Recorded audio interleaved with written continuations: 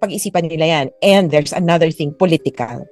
Imagine, you're going to be painted as a country that is a safe haven Cuddles. for a despot, for a Cuddles. murderer. Yeah. Yeah. Kaya parang bad for the image, especially if ako ang tinitingnan ko yung mga EU member countries.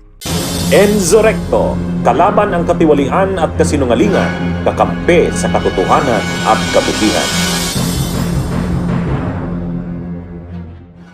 Atty. Conti Nag Babala sa mga bansang gustong kopkopin si Digong pag naaprobahan na nito ang kanyang interim release dahil po mga kabunyog ayon po kasi sa kanyang sinabi. Kung gusto pa raw nilang manatiling malinis ang kanilang imahe sa ibang bansa, lalo na sa usapin ng human rights, dapat pag-isipan ng mabuti kung gusto nilang tanggapin itong si Digong sa kanilang bansa dahil daw po mga kabunyog. Kilalang kilala naman ng ibang bansa kung ano ba ang ginawa nitong si Digong at aatim ba ng isang bansa na kopkopin si Digong na isang mamamatay tao? Anyway, para po sa iba pang mga sinabi nitong si Atty. Conti, heto mga kabunyog, panoorin po natin ang interview sa kanya. Ng visa applications, parang ito. And that will be an issue for any country who will allow interim release. Kaya nga, baka pwede natin forward videos of what they did to Maris Umangat. Like, they have to see what they're asking for. Kaya wondering, why would any country do it unless they're super naawa kay Tatay Digong at Humanitarian? And I was thinking also, it has to be close. Kaya yung Southern Europe kind of made sense to me. Because, kung matanda na, and if really it's a health issue, you don't want him to fly 24 hours in, 12 hours in, 6. You want it to be a 1 to 2 hours. Because I did Amsterdam, Ibiza. That was like 1.5 to 2 hours at least. So, maybe manageable yan, diba? Like, so I was thinking, if Southern Europe, it's not Ibiza obviously, but you know, like, if Southern Europe, I think it would... Baka madagdagan ng chika babes. Oh my God. Nag-aaway sila. Lumabas na kayo dyan sa Ibiza. Like, oh my God. O baka naman meron silang mga therapeutic, alam mo naman, sa Ibiza, mahilig sila. Magaling sila sa mga therapeutic dynamics. May mga... Oh my, but this is crazy, attorney. We're talking about this already. We're going to the conditions already. Meron ba tayong advice umungkay sa mga mabait na bansa na medyo nagtaos puso dito kay Tatay Digong? What are they asking for basically? Kasi ginusto niyan eh. So let's just warn them or prepare them.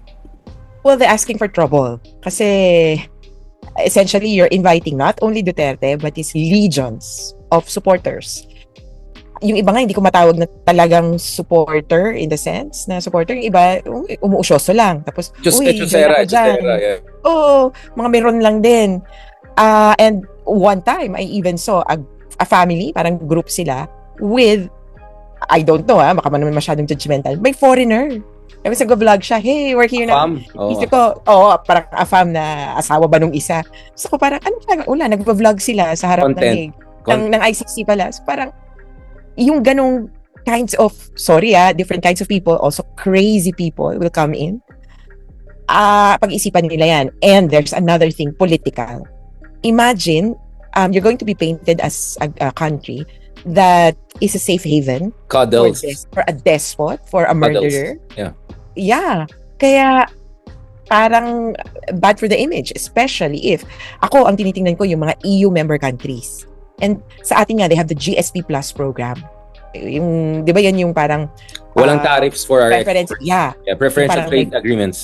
Yeah, so parang, we will give you preferential trade if you comply with these human rights instruments, good governance, okay ba kayo dito, environment. They're very particular with that. And for a long time, nagka-issue tayo dun sa ranking natin or label natin. So, dapat GSP Plus, ganyan. Because of the war on drugs.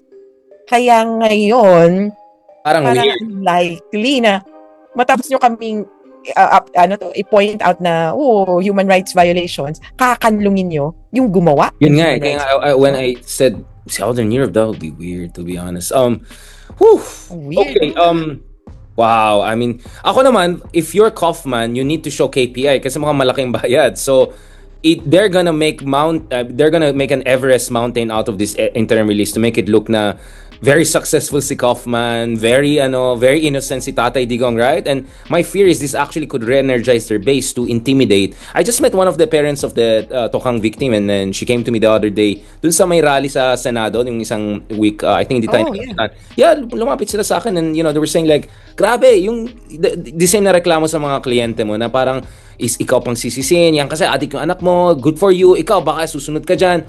Like, my fear is that will get worse. Yung mga ganyan demonyo style. So, yeah, ang pagkalaya niya, however it looks like na, ay, kasi ano naman to for humanitarian or for medical, just the fact na lumaya siya, it will be taken as proof of his innocence. Sabihin na, pinasok niya yung kawawang tao, wala namang palang kasalanan, or pinasok niya yung matandang tao na super senior. And there's a lot of people who, ang mga Pilipino, maawain There's a lot of people who, yun nga, sabi ko, they don't really support him, pero naaawa sila. Ako nga, may tita ako makalapit-lapit sa akin. Uy, huwag ka namang harsh sa kanya. Kasi, maawain sa matatanda. Parang ako, magka-age yata sila. So, tama ba? Or a bit young. Ganun naman ang Pilipino, di ba? We always have compassion for the strong and powerful. We are the champion of the strong, right? Basta, kawawa naman si Marcos Sr., kawawa naman si Tatay Digong. Ganun naman tayo. Hindi natin tinignan yung mga bata who have been deprived of a whole lifetime, basically, whole families. I just had Emil Marañon, Attorney Emil, with us yesterday. He was saying, kasi I was talking about his art, di ba? Medyo artsy siya. Parang feeling ko, coping mechanism. He was so traumatized daw dun sa mga stories ng mga bata na binaral yung tatay. Essentially, the brain splashed all over the place. I mean, like, things that you'll see in, like yung mga Netflix series, di ba? The Last of Us type of trauma, right?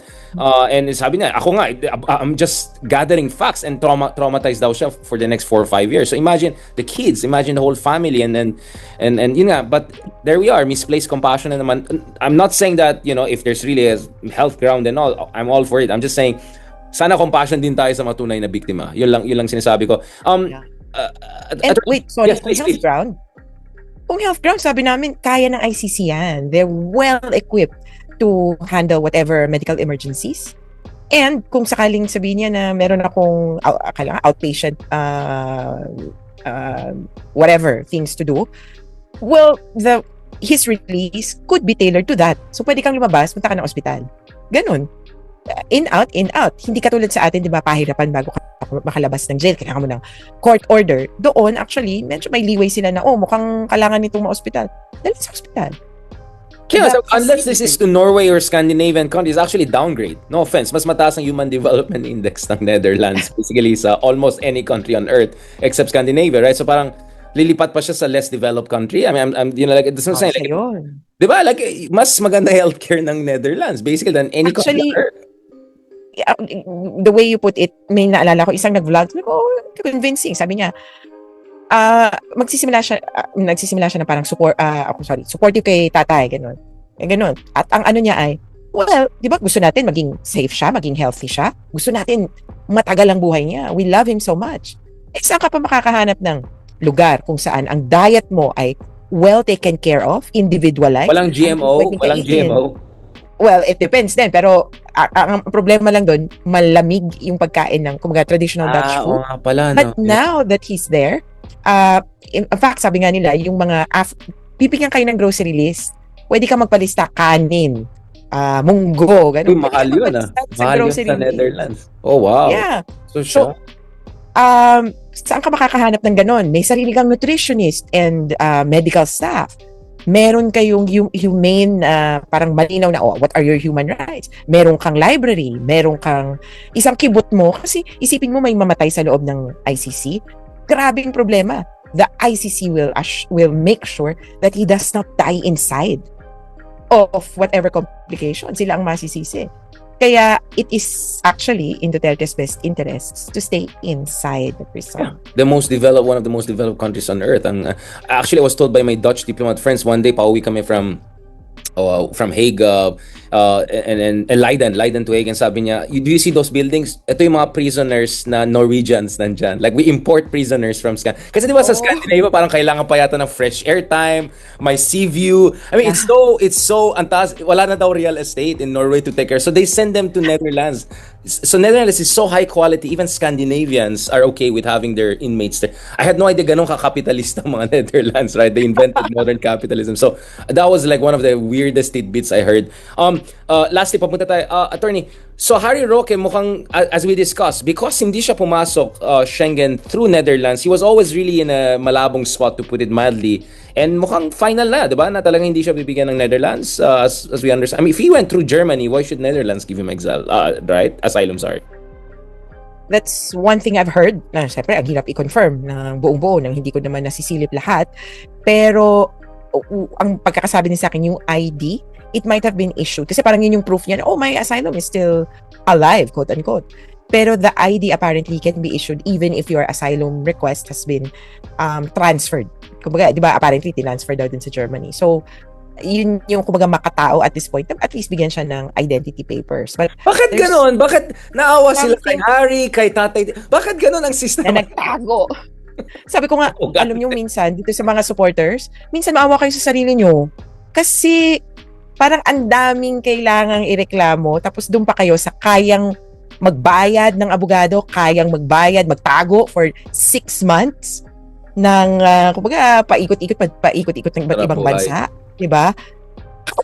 Sarili nyo, kung yan ang nangyari sa inyo, kaya nyo bang makalusot dyan? Baka And aspirational, like in Harry Roque's rarefied life and rainbow tulips, they see a version of themselves that sumakses sa buhay. Baka it's that sumakses vibes. Alam mo, hindi ko naiisip sa kanya yung tulip na, ay, heto, Kuchenhof, di ba, pumunta sila. Naisip ko sa kanya yung wishing well.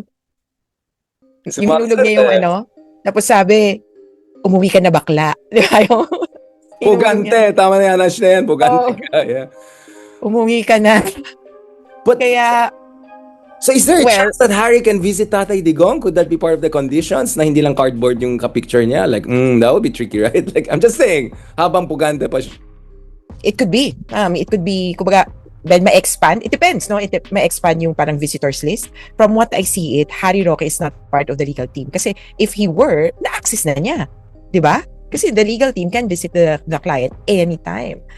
So, out of the picture yon. And probably at this point, he's counseling a member of the family. Probably, or not even lawyering.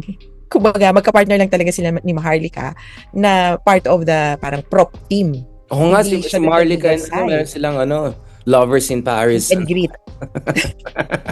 Kaya, ang hirap i-place si Harry Roque kung ano ba siya talaga sa buhay ni Tatay Digong. Pero as far as I know, he's trying to carve his own life. Ang hindi ko ma-figure out ay yung sinasabi niya na he has a teaching job lined up and he has a law firm where he can be affiliated with. So ako parang sumakses nga. Makadali yun na... Baka nagtuturo na sa Hague Academy. LLM. In a sense, pwede. Because if you if you look at the papers, kung ano lang yung hawak niya, he was a professor, he was the spokesperson of the administration. Although, syempre, hindi niya ilalagay na meron siyang warrant of arrest, etc. Pero academically, it would look like, oh, well, he's got good credentials. Visiting scholar. H&M, Harry and Maharlika. Oh, no. Okay, ito na talaga. This is important, no? Kasi dun sa Article 5 ng impeachment kay Sara, some are saying that the Tokang issue in Davao, I mean, like, there could be some sort of ICC adjacent or EJK adjacent discussion. Have you looked at that possible angle na, if ever, again, as we know, we don't know anything, right? Lang ang labo ng impeachment situation. But from your understanding of the impeachment situation, like, looking at the articles, could there be some connection eventually to ICC, or could the prosecution team make that concern? I was just with some of the prosecution team members here and trying to ask around, but I want to see your side, because, like, are you interested? Are you looking also at that? Yeah. Well, yeah. The parang the ICC case and the impeachment article which refer to Sara basically are derived from the same affidavit. Yun, of Matabato and so yung sinasabi niya, anong role ni... Las Cañas, Las Cañas, more of Las Cañas. Sinasabi niya na si Sara, actually, ito yung participation niya. Noong 2013, papasok si Bato, pinag-usapan nila, paano nga ba natin paano natin gagawin yung mga patayan? Suggestion ni Sara, wag mo nang patayin na ng laban. Ang gawin mo, dukutin mo, ilibing mo na kung saan man, itapon mo sa dagat. Narcos Para ang police report, missing persons. Hindi killing, hindi ng laban, hindi a policeman has killed this person.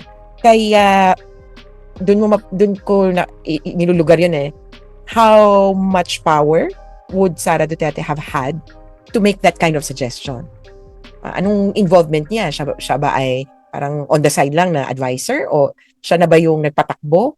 I heard though at one point she said, hindi ko type yan, yung DDS killings na yan. Kasi nga, maybe because of the flack that you will get from the high homicide rates. Siyempre, nagigets na din nila yun. Teka, nakakabagahe din yun. Kahit sabihin natin, walang snatcher.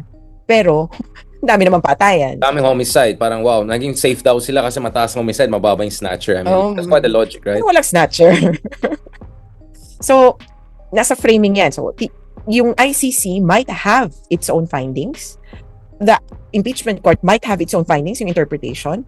Pero if they're coming from the same source, essentially, I would say that Sara Duterte is involved at the least nung mayor siya ng Davao. No, hanggang doon, no? Mayor or vice mayor ng Davao. Ang problema lang, di ba, magkaiba yung quantum of evidence. So, mas mababa sa impeachment. There's also the political aspect more than the legal aspect. Oh, kasi parang administrative, matanggal ka lang, hindi naman makukulong or something, yeah. Oo tapos parang, ang sense ko nga, parang, ang sasabihin na, it's wrong, it's bad. For a senator na ganun yung feeling niya, that would be acceptable as a decision. In the same way na sasabihin nila, ay palagay ko, dali natin kaya sa i-remand natin. Okay. Diba? Kung ano lang ang maisipan din talaga nila. So, it's not legal in the sense that they're sticking to a set of, well, they have to stick to the Constitution, but walang yung nitty-gritty, unlike the ICC. In the ICC, may nitty-gritty, standard of evidence, you need additional it's a criminal court. I mean, it's a criminal court, exactly. And the conviction has to be beyond reasonable doubt. However, so again, there is a case against Duterte, but the investigation in the Philippines is ongoing. Tuloy pa, syempre, Senator Bato. Batorni. So, tuloy-tuloy pa rin yung investigation, and so they are determining who else are responsible. Duterte is called as the co-perpetrator. Sino pa yung kako niya, di ba? So, yun yung dinedetermine pa rin hanggang ngayon ng ICC. Until the ICC closes the investigation, hindi natin masasabi entirely na walang kasalanan si Sara or may kasalanan si Sara. So, we're waiting for that in the ICC. Pero in the impeachment court, sana magkaroon ng mas mabilis na finding. Kaya ang tingin ko, kung ano mang finding ng impeachment court and if they have additional evidence, could be used by the ICC or could be referred to the ICC rather than the other way around. Or marami pa tayong mga fireworks in the mix, good and the bad and the ugly. And on that note, magpahinga muna tayo, Atty. Chris. I think nasipon ako, it was a very hectic week. Thank you so much, Atty. Chris Conti, for joining us. I would say that people were horrified with the potential, so parang naawa ng tao as early as now dun sa country na pwede mag-host potentially kay Digong. Ganun nagpapanik na yung mga tao for whoever country is wise genius enough to take this. So thank you so much, Atty. Conti, for giving free advice doon sa mga very humanitarian-oriented adjacent countries. And thank you also for giving us update na baka naman tuloy ang ligaya ni Harry Roque despite the fact na mukhang malabo yung kanyang asylum. Attorney, how can people follow again yung mga developments? Can they follow it on your platforms in terms of like the situation with victims, etc., so long as it's not confidential, of course? Yeah. So, my group has a website, so nupl.net. We're also on Facebook, NUPL Philippines. But for myself, Christina Conti on Facebook, X, and sabihin ko na naman ba, TikTok, pero wala pa akong upload. So, hopefully, we'll have time and additional content to put up. Baka naman, once Tatay Digong is in Mediterranean weather, pwede ka mag-content din dyan. Kasabay mo yung mga AFAM na nagka-content for the content. Ano ko lang pala, ihabol ko, sorry. Meron silang kind of miscalculation sa timing ng request. So, sabi ko, wow, June 12. Maybe they thought that it was kumbaga, parang foreboding. Araw ng kalayaan sa Pilipinas, nag-file ako ng request na makalaya siya. They forgot to factor in that the judges are on an annual retreat. They went to Germany. Oh, Kaya until now, there is no action. We're likely looking at a little bit of action by Monday. Pero kaya ang tagal na drag on, unlike in other issues na mabilis yung ICC. Kasi po, nag-break po yung judges. they went to the German branch. To the Nuremberg, Yeah, Nuremberg. I think, So, court or Hamburg. academy. Yeah. Huh? Oh, wow. So, yeah. So, I think the Nuremberg Academy hosted them. It's Right. parang NGO ba or foundation that keeps to the spirit of, kumbaga, what The happened. Nuremberg trials, basically. Yeah, the Nuremberg trials. Kaya hopefully, sabi ko nga, naku, parang makakasama pa. Kasi remember, Duterte, parang pinsan daw ba siya ni Hitler? So, if the judges are looking at all these, well, reminds me of something which happened in the Philippines. Yun lang. So, yeah. Well, Duterte is asking for... Oh, by the way, kanina lang narinig ko that the ombudsman might have an 11th hour... Di ba paalis na yung ombudsman? I heard from some side that the ombudsman might try to interfere in the impeachment case and all. Have you heard anything about that? Kasi allegedly maka-DDS yung ombudsman, so baka may 11th hour siyang pakulo bago siya lumabas. All I'm saying is that eye on the ball, hindi lang sa Senado. People have to watch all different potential mga pusit games na gagawin ng mga Duterte camp. I don't know, I just wanted to tell you that this is one word I'm hearing from some quarters. Okay, thanks. Kasi nakita ko din na, di ba may final yung HOR sa kanila na complaint? Baka doon yung magkaroon ng something. It could be dismissed outright or questioned as to why it's the HOR that's filing the complaint. I see no point actually to some discussions na, bakit hindi ombudsman ang gumawa? Bakit hindi motu proprio? It's okay if even if a private party is the kumbaga private complainant sa kung anumang anomalya as long as the evidence is there. And so possible na i-dismiss, possible na kumbaga i-shelve or kung ano man. So let's see, kasi yung pagpapanagot sa Duterte, sa mga Duterte, it's on all fronts. Hindi Exactly. It's a multi-front Hindi octopus-pusit game. Kaya nga magpahinga tayo and all. Thank you so much, Atty. Conti, and catch you soon, hopefully in person para tuloy-tuloy yung discussion and hopefully more interesting developments and more positive news. God bless and talk to you soon po. Salamat. Thank you, ingat. Thank you. Bunyog, bunyog, halikan na kasama ka. Bunyog, kapag buklod ay may pag-asa. Luzon, Visayas, Mindanao, isa ang pananaw. Sa bagong Pilipinas ang bunyog isisigaw. Bunyog, bunyog, bunyog.